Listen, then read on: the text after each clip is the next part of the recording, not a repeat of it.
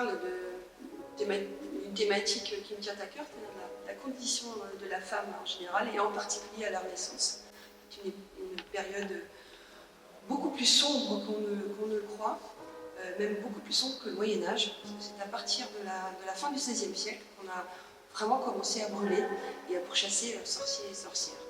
Et donc je pars du thème de l'herboristerie, des simples, parce que les simples sont les herbes qui soignent, pour arriver jusqu'au terme des procès ensorcelés de l'époque.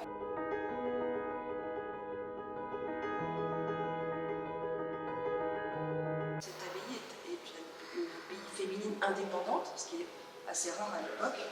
Elle n'est pas sous tutelle, et cette abbaye fait des bénéfices. Et donc un nouvel évêque arrive dans le diocèse, et il est très intéressé, un peu agacé par l'indépendance de ces femmes, et surtout très intéressé à l'idée de récupérer la tutelle et le business, entre guillemets. Mais comme elles sont irréprochables, aucun scandale n'entache la réputation de cet établissement, il décide d'en créer un. Il envoie en inspection 2 vicaires, dont un très jeune et joli vicaire, histoire un peu d'émoustiller toutes ces communautés féminines.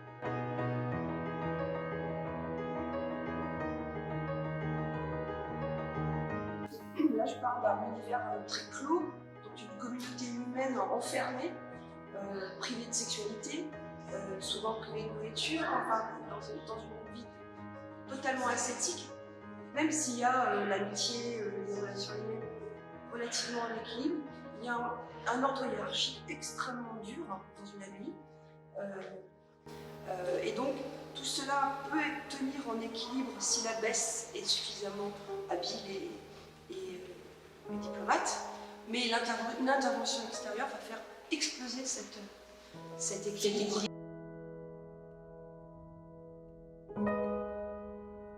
Bien, j'ai lu une historienne qui disait que sur la période, en fait, on a peu de renseignements sur la vie démoniaque. On en a beaucoup sur la vie des moines, mais peu sur la vie démoniaque, parce que ce sont les hommes qui ont écrit l'histoire. Et il y a quelques documents qu'on peut trouver. Moi, ma base, c'est toujours Gallica, c'est le site de la BNF, qui est mon précieux ami. La religieuse de Diderot, qui un tout petit peu plus tard dans l'histoire, mais montre quand même la condition de ces femmes. Et il faut savoir que c'était, pour la plupart, les rebuts du marché matrimonial. Donc les trop laides, les un peu faux-folles, les trop agitées, ou tout simplement parce que les familles avaient trop de filles. Certaines femmes étaient volontaires, certaines avaient une vraie vocation, bien sûr, mais certaines voyaient un moyen d'échapper au mariage et de pouvoir continuer leurs études. Enfin, même pas continuer, faire des études, tout simplement. L'université est totalement fermée aux femmes. Et donc celles qui ont envie d'approfondir leurs connaissances n'ont pas d'autre solution.